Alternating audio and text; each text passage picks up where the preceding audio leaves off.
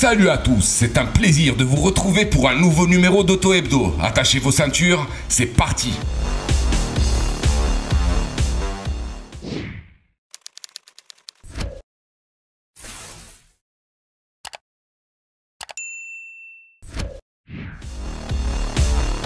Mercedes a présenté en première mondiale un nouveau membre de la branche 100% électrique de la famille après l'EQC et en attendant l'EQS. Il s'agit de l'EQA, spin-off 100% électrique du GLA. Un SUV de 4,46 m de long qui reprend le nom d'un prototype de berline compact présenté au Salon de Francfort en 2017.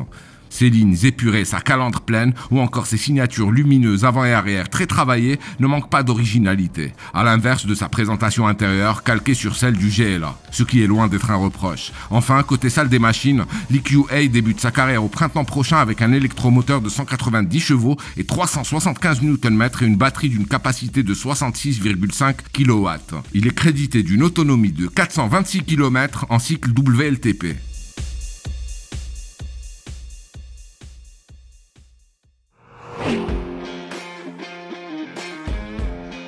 Lors d'une visioconférence organisée récemment, le groupe Renault Maroc a dévoilé son bulletin de santé 2020. Et si on ne peut parler de forme olympique, la situation sanitaire ayant évidemment déteint sur les bilans industriels et commerciaux locaux de la firme française, les analyses n'ont révélé rien de grave cependant. Dacia a même conquis de la part de marché permettant à Renault Commerce Maroc, qui commercialise aussi la marque éponyme sur notre marché, d'asseoir sa domination sous nos latitudes. Les deux marques se sont octroyées une PDM supérieure à 40% pour la 4e année consécutive, tandis que 7 de leurs modèles occupent les cimes du classement des ventes de l'année écoulée. Tous les chiffres et tous les graphes sont à retrouver sur le site wandaloo.com.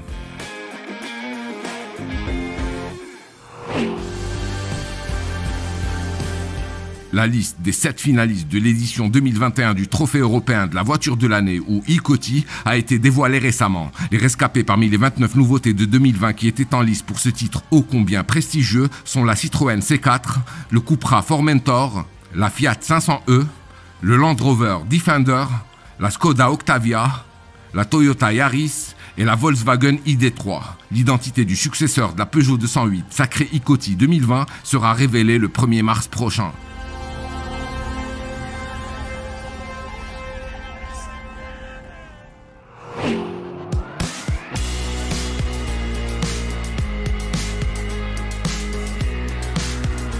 Officialisée le 16 janvier dernier, la fusion des groupes FCA et PSA a mis sur orbite Stellantis, constellation de 14 marques automobiles et potentiel numéro 4 mondial. Ce nouveau géant industriel ambitionne de réaliser 5 milliards d'économies par an à moyen terme. Introduit en bourse lundi dernier à Paris et à Milan, puis le lendemain à celle de New York, le titre Stellantis y a signé des débuts étincelants.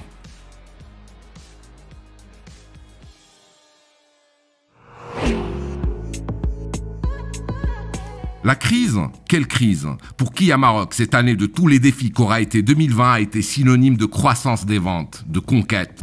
La marque coréenne a écoulé 2341 véhicules l'année dernière, soit des volumes supérieurs de 44% à ceux enregistrés en 2019.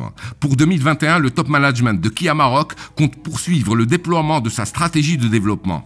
Au programme, entre autres, un plan produit solide avec le lancement d'au moins 3 nouveautés avant la fin de l'année. La Ceed New Age, convertie à l'hybridation légère, la X-Ceed, variante baroudeuse de cette dernière, et le Sorento, 4e du nom.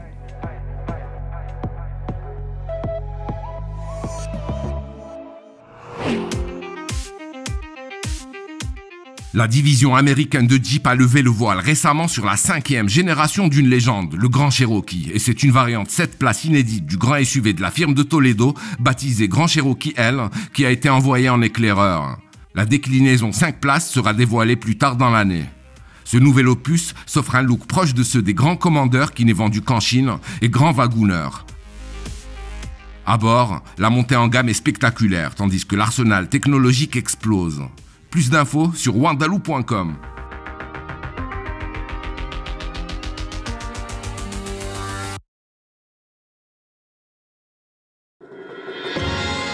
À très vite sur wandaloo.com.